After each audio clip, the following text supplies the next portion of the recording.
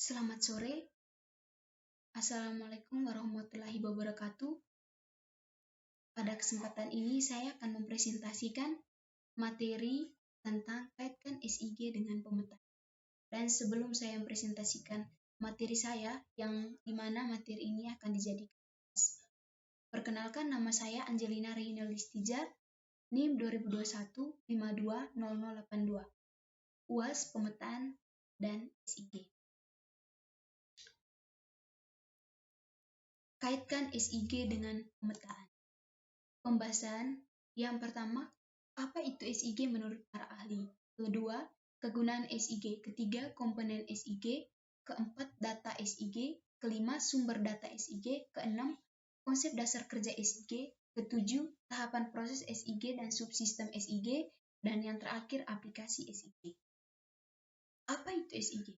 Sistem informasi geografi adalah suatu perangkat untuk melakukan koleksi dan menyimpan, mengolah, menganalisis, menyajikan data spasial yang bergeoreferensi dengan berbasiskan teknologi komputer yang mampu untuk memasukkan, menyusun, dan memanipulasi, menganalisis data, serta menampilkan sebagai suatu sistem informasi. Definisi SIG menurut beberapa para ahli. Yang pertama menurut Aronoff 1989. Sistem informasi geografis atau dalam bahasa Inggris lebih dikenal dengan Geographic Information System adalah suatu sistem berbasis komputer yang digunakan untuk mengolah dan menyimpan data atau informasi yang bereferensi geografis.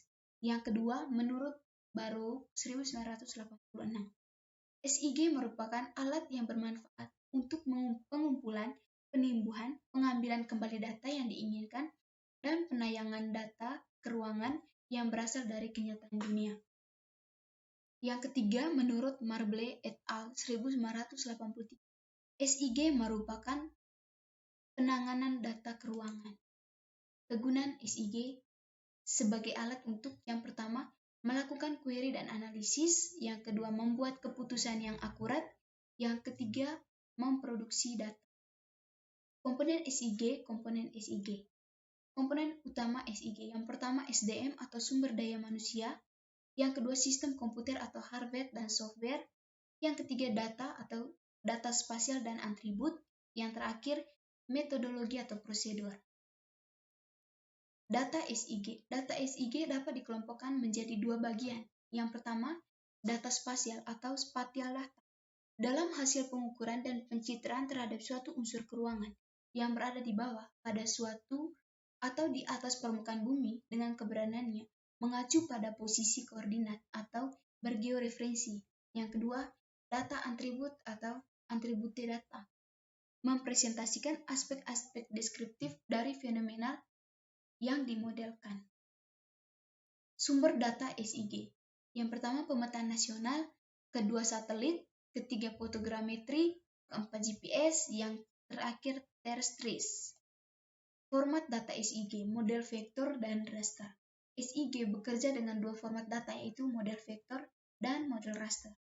Konsep data kerja SIG, data yang terkait dengan dunia atau world, disusun berdasarkan tema atau manajemen data yang dapat berhubungan secara geografis.